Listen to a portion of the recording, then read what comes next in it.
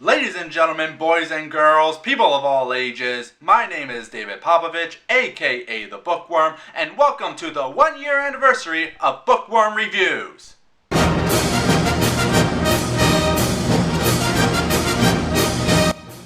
Has it really been only a year? It feels longer than that, but that's time for you. It moves too fast, but it loves to take its sweet time doing it. How many books have I reviewed for this show this past year? 65?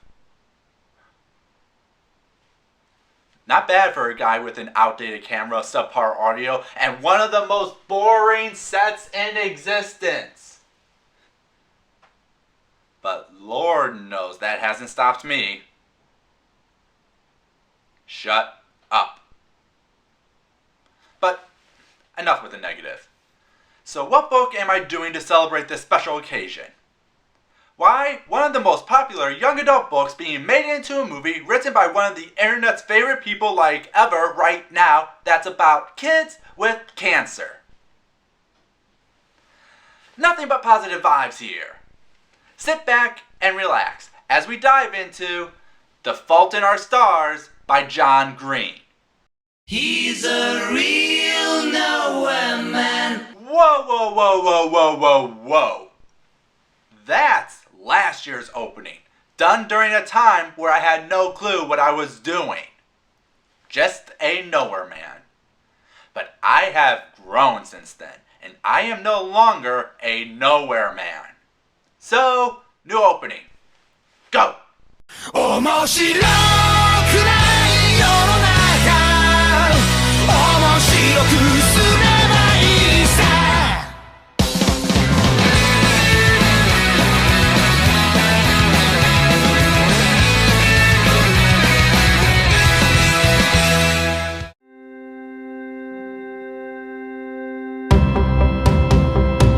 Hazel has cancer. While a medical miracle has given her a few more years of life, the cancer will eventually win, and Hazel will die before she can truly live. She's known that fact for years, and tries to keep herself separate from society. But her parents force her to attend a cancer patient support group, where on that day, she meets Augustus Waters. He had osteosarcoma, but after having his leg amputated, he is cancer-free.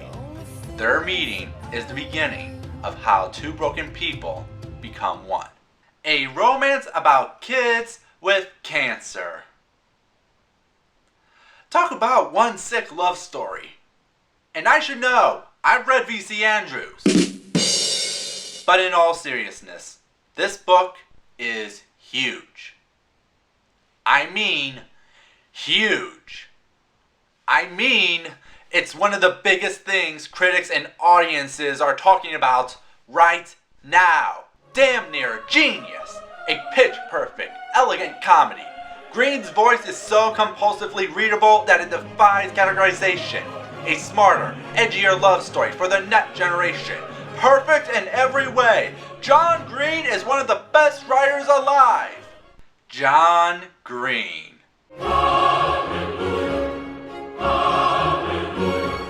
Oh God, how the internet loves John Green.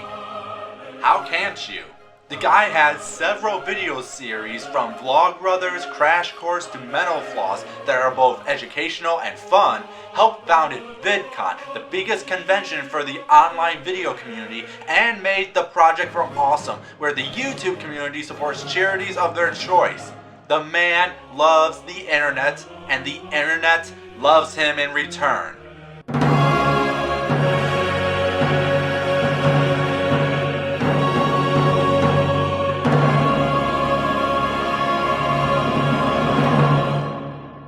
I myself am a fan of his video work, but I haven't read any of his books.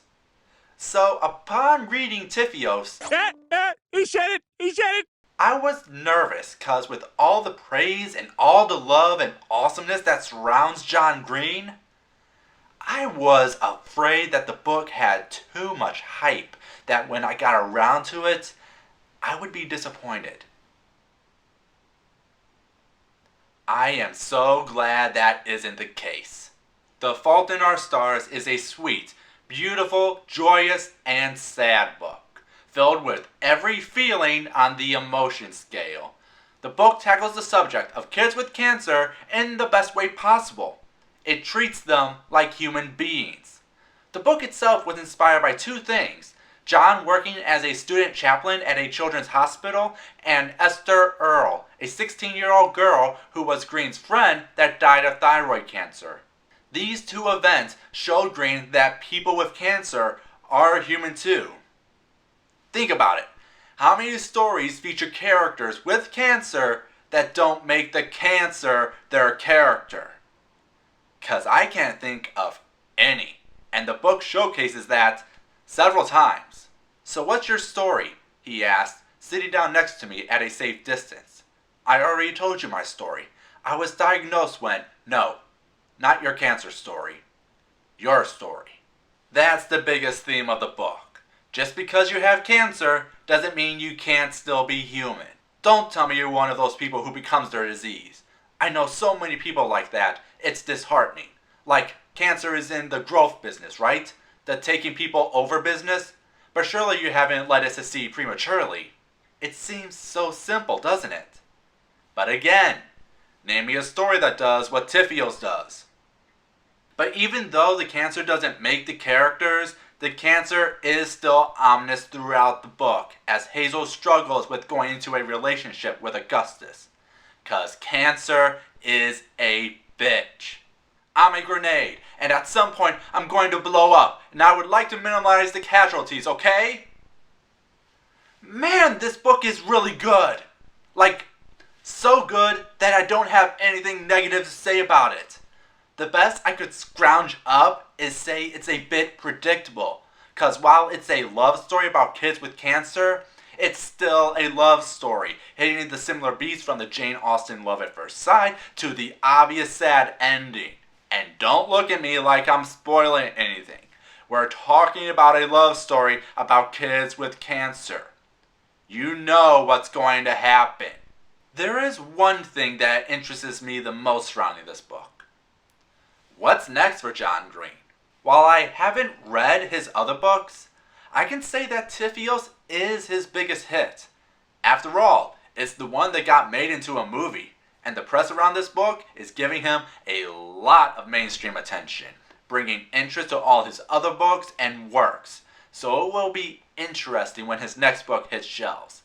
'Cause if this is what happens with tfios, I can only imagine what will happen next.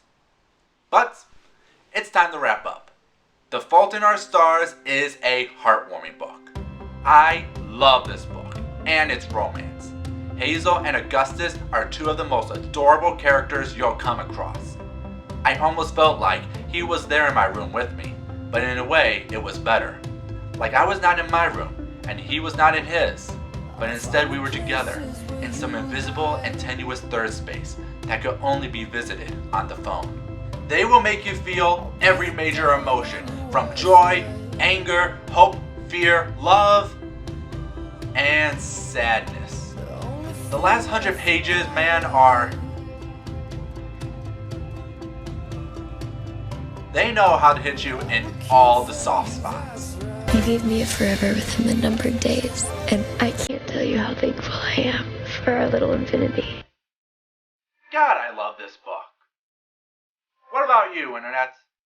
What's your opinion about The Fault in Our Stars? Next week starts Pride Month. And what better way to start than with one of the most famous love stories? Till next time, DFTBA, and